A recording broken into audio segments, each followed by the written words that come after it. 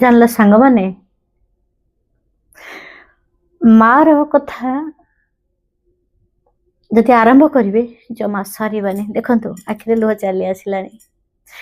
जिते बड़े माँ को कष्ट दौरान मारुंट खाया दौना आते बड़े मार से कौलिया आखिक आप अनइबे बुझीपारे कष्टा कौन आप जिते बड़े बाई नथिले बागर पर कथा मु कहूनी माँ सब बेले सेमती रही आपड़ जो बाही नथिले कम बयस थे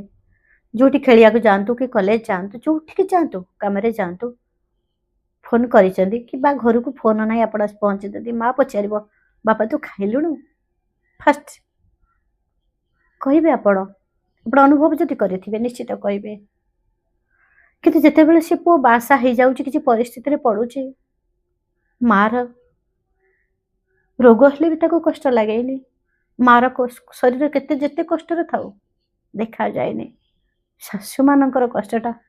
प्रथम देखा जाउछि सब पुओ नुहति आपणक भितर से ही राक्षस पुओ अछंती जो माने बुझी पारंतिनी मार कष्टा किंतु आम आखिरे लुह आसी जाए कहीं आम गोटे गोटे झील पर घर को पलि आसिलु